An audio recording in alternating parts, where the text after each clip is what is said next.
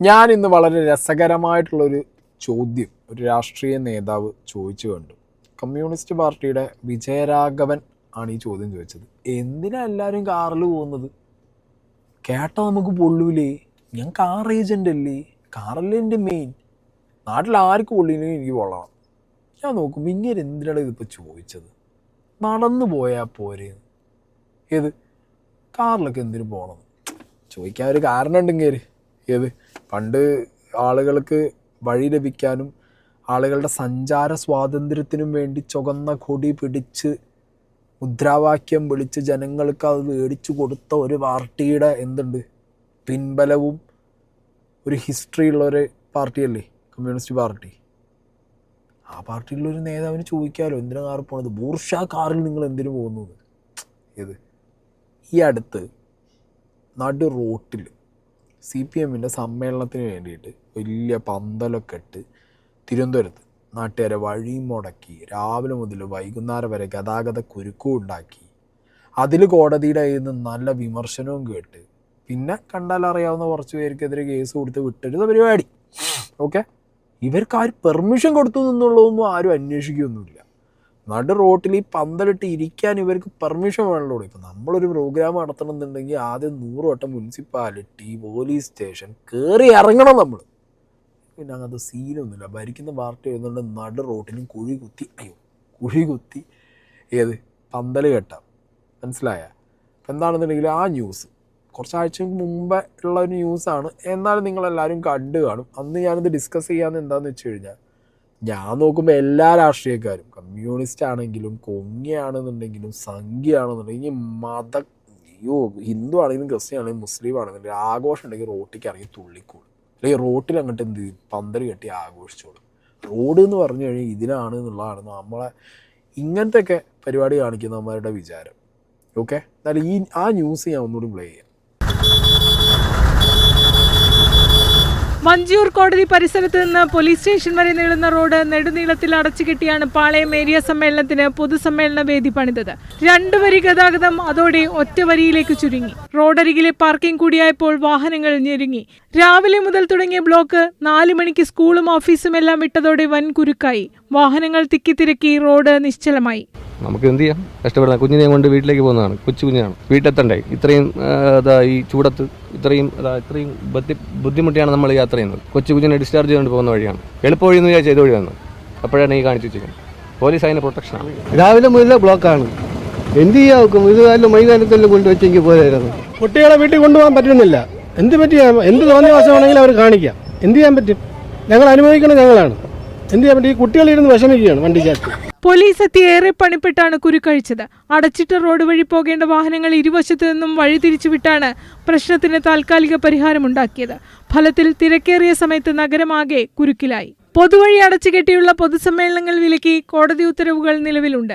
ഇതൊന്നും കണക്കിലെടുക്കാതെയും ആവശ്യത്തിന് അനുമതികളൊന്നും ഔദ്യോഗികമായി വാങ്ങാതെയുമാണ് പാളയം ഏരിയ കമ്മിറ്റിയുടെ നടപടി. CPM സംസ്ഥാന സെക്രട്ടറി MV ഗോവിന്ദനാണ് പൊതുസമ്മേളനം ഉദ്ഘാടനം ചെയ്യുന്നത്. KPSCയുടെ നിങ്ങൾ എന്നെ കമ്മ്യൂണിസ്റ്റാക്കി എന്ന നാടകവും ഉണ്ട്. നല്ലൊരു നാടകം ഉദ്ഘാടനം ചെയ്യാൻ വന്ന മാഷ് പറഞ്ഞിട്ടും കളിച്ചിട്ടും പോയിട്ടുണ്ടായിരുന്നു.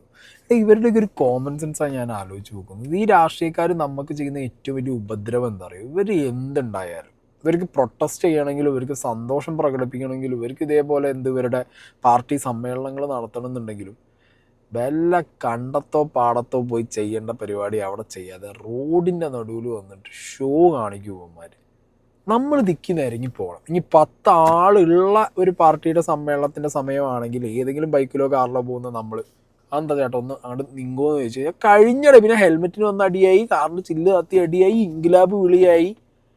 അത് വേറെ സ്കീം. ഇവന്മാരെ ശല്യം ഞാൻ ആലോചിക്കുന്നത്. ഒരു റോഡ് പോലും വിട്ടുകൊടുക്കാതെ ജനങ്ങൾക്ക് സൗകര്യം ഉണ്ടാക്കി കൊടുക്കാനും ജനങ്ങളുടെ സ്വൈര വിഹാരത്തിനും വേണ്ടിയിട്ടും ആണല്ലോ ഈ രാഷ്ട്രീയക്കാരൊക്കെ പ്രവർത്തിക്കേണ്ടത്. അതും ഈ പാർട്ടി കമ്മ്യൂണിസ്റ്റ് പാർട്ടിയുടെ ഒരു പശ്ചാത്തലം എന്താ? ആളുകൾക്ക് വഴി ലഭിക്കാനും അല്ലെങ്കിൽ സഞ്ചാര സ്വാതന്ത്ര്യത്തിന് വേണ്ടിയിട്ടും കാലാകാലങ്ങളായിട്ട് ഘോര പ്രസംഗവും വലിയ ഫൈറ്റൊക്കെ നടത്തിയ ആൾക്കാരാണ്. എന്നിട്ടാണ് ഈ നാട്ടിലുള്ള ആൾക്കാരെ സഞ്ചാര സ്വാതന്ത്ര്യം മുടക്കിയിട്ട് റോഡിൻ്റെ നടുവിൽ ഈ പ്രഹസനം കാണിക്കുന്നത്. ഇനി ഇത് ഉദ്ഘാടനം ചെയ്യാൻ വന്ന മാഷിടെ അതിലും വലുത് ഇങ്ങനെ വേറൊരു വേദിയിൽ ഈ റോഡ് ക്ലോസ് ചെയ്തിട്ട് ഈ പരിപാടി അവസാനം മീഡിയക്കാരെ ഏറ്റെടുത്ത് വൻ പ്രശ്നമായി, കോടതിൻ്റെ നിന്ന് രൂക്ഷ പരാമർശവും കേട്ട് എല്ലാ വിമർശനം കേട്ടിട്ട് ഒരു ഉളുപ്പില്ലാതെ ഈ ചങ്ങായി നിന്ന് പറയുന്ന തള്ളു കേട്ടോട്ടോ നിങ്ങൾ. അല്ലാണ്ട് അവിടെ ചില പ്രശ്നം ഉണ്ടായിട്ടുണ്ട്, ഇവിടെ പ്രശ്നം ഉണ്ടായിട്ടുണ്ട്, ഇവിടെ സ്റ്റേജ് കെട്ടിയിട്ടുണ്ടെന്നുള്ളതല്ല. എങ്ങനെ കമ്മ്യൂണിസ്റ്റ് വിരുദ്ധത അവതരിപ്പിക്കാൻ ചാൻസ് കിട്ടുമെന്ന് വിചാരിച്ച് ഒറ്റ നോറ്റ് നടക്കുന്ന കുറേ എണ്ണുണ്ട് ഇവിടെ. ആ മാധ്യമത്തിൽ നമുക്കൊന്നുമില്ല, ആകെ ഒരു ദേശാഭിമാനി, ഒരു ജനീയവും അല്ലേ, പിന്നെ കൈരളിയൊക്കെ ഇപ്പം തന്നെ ആൾ കാണുന്നില്ല, ശരിക്കും നമ്മൾ തന്നെ കാണുന്നില്ല. സെൽഫ് ട്രോൾ ആ പറഞ്ഞ ന്യായം. ഏത് കൈരളിയൊക്കെ ആരെയാണ് സ്വയം അറിയാം. പിന്നെ ഇതൊക്കെ മാധ്യമങ്ങൾ മനഃപൂർവ്വം കമ്മ്യൂണിസ്റ്റ് വിരുദ്ധത ഉണ്ടാക്കാൻ വേണ്ടി ചെയ്തതാന്ന് പറയുമ്പോൾ, അപ്പോൾ ഈ റോഡിൻ്റെ നടുവിൽ കുത്തിയ മറ്റേ സ്റ്റേജ് നാട്ടുകാർ മറ്റേ AI ടെക്നോളജി വെച്ചിട്ട് ഉണ്ടാക്കി വെച്ച വല്ല സാധനമാണോ? അതോ വല്ല ഇൻവിസിബിൾ സാധനമാണോ? അല്ലെങ്കിൽ അങ്ങനെ ഒരു സാധനം ഉണ്ടാക്കിയിട്ടുണ്ടായിരുന്നില്ലേ അവിടെ? എവിടെയോ ആരൊക്കെയോ ചെയ്ത ചില കാര്യങ്ങൾ, ഒറ്റപ്പെട്ട സംഭവം നിങ്ങൾ എന്തിനാണ് ഈ പൊലിപ്പിച്ച് കാണിക്കുന്നത് എന്നുള്ളതാണ് മൂപ്പര് പറയുന്നത്.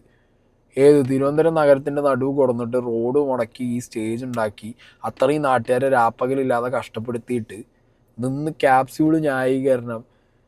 ഇതൊക്കെ ഏത് ഫാക്ടറിയിൽ അച്ചടിച്ച് ഇറക്കുന്നു എന്ന് എനിക്കറിയില്ല കമ്മികൾ.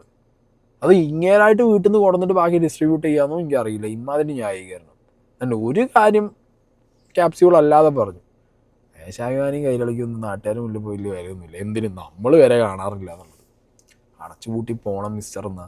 നമ്മുടെ സമ്മേളനത്തിന് ആവശ്യമുള്ള പ്രചരണം ഇപ്പോൾ കിട്ടിയിട്ടുണ്ട്, നല്ല പ്രചരണം കിട്ടിയത്. സമ്മേളനങ്ങൾ ചേരാൻ പോവാണ്, റോഡിൻ്റെ സൈഡിലല്ല, റോഡിൽ തന്നെയാണ് കുഴിച്ചിട്ടുള്ളത്, അങ്ങനെയാണ് ഇങ്ങനെയാണ് എന്നെല്ലാം പറഞ്ഞ വാർത്ത നേരത്തെ വന്നിട്ടുണ്ട്. നല്ലത്.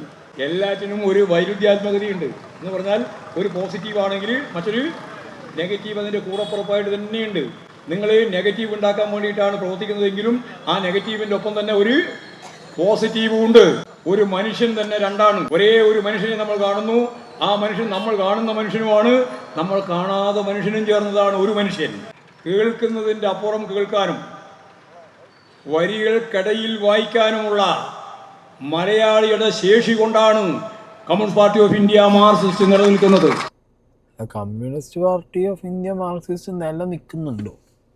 കേരളത്തിൽ മാത്രമല്ല നിലനിൽക്കുന്നുള്ളൂ, അല്ലാതെ ഇന്ത്യയിൽ നിലനിൽക്കുന്നു എന്ന് പറയുമ്പോൾ എവിടെയാണ് ഈ നില നിൽക്കുന്നതെന്ന് എനിക്കറിയില്ല.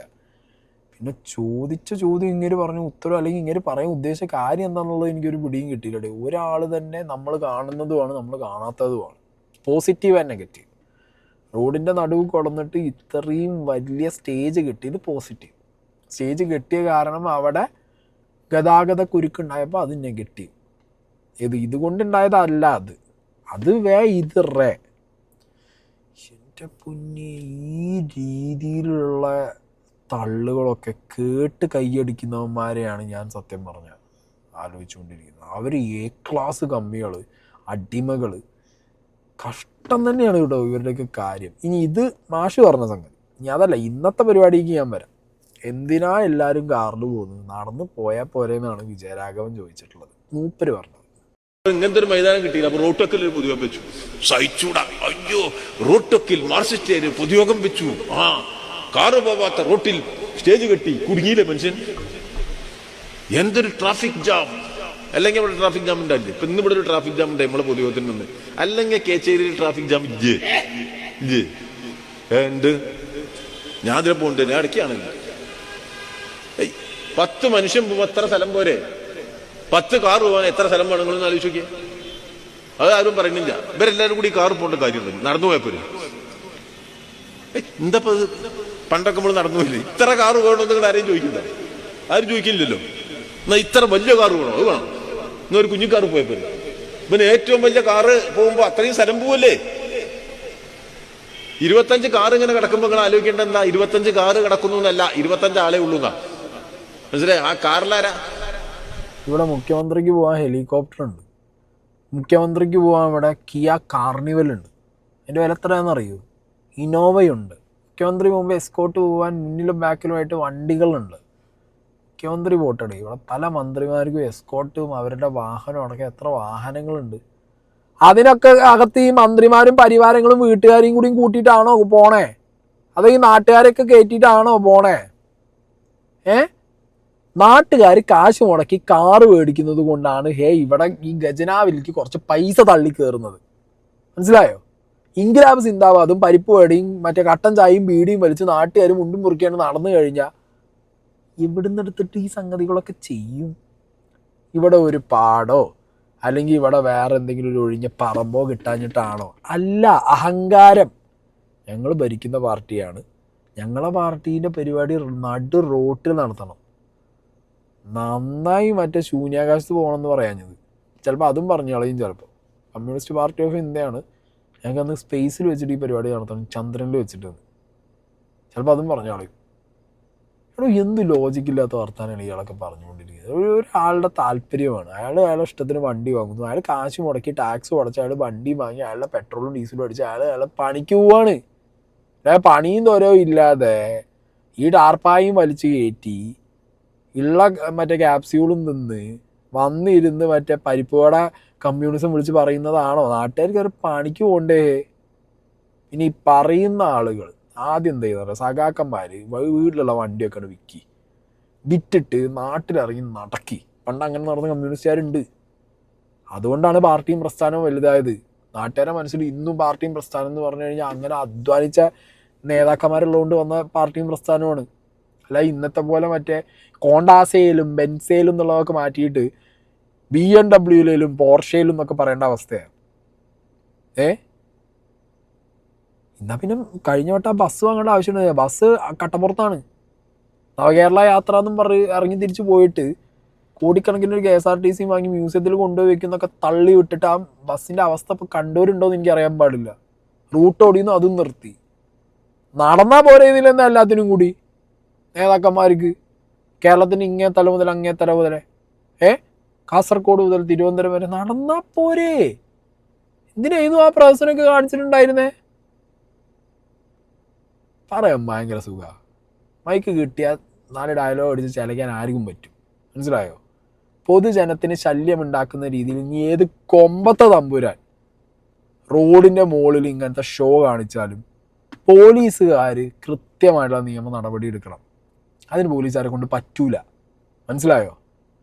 ഭരിക്കുന്ന പാർട്ടിയാണ് അയ്യോ ഭരിക്കുന്ന പാർട്ടി, ഓപ്പോസിറ്റ് പാർട്ടിയാണ് ഇനിയോ ഇനിയിട്ട് ഭരണത്തിൽ കയറാനുള്ള പാർട്ടിയാണ്, മറ്റേ പാർട്ടി അയ്യോ കേന്ദ്രത്തിലുള്ള പാർട്ടിയാണ്. നമ്മൾ നാട്ടുകാർ ഇനി എന്തെങ്കിലും ഒരു കാര്യത്തിൽ നിന്ന് റോട്ടിക്ക് ഇറങ്ങി നോക്കട്ടെ, അപ്പം തല്ലി ഓടിക്കും. മനസ്സിലായില്ലേ? മൈക്ക് സെറ്റ് പാടില്ല, ഇന്ന സമയത്ത് ശേഷം റോട്ടിൽ കണ്ടുപോകരുത്. എന്തൊക്കെയാ റൂൾസ് നാട്ടുകാർക്ക്? നാട്ടുകാരെ റോട്ടിൽ നിന്ന് ഓടിച്ചു വിടാൻ പോലീസ് ബെസ്റ്റാണ്.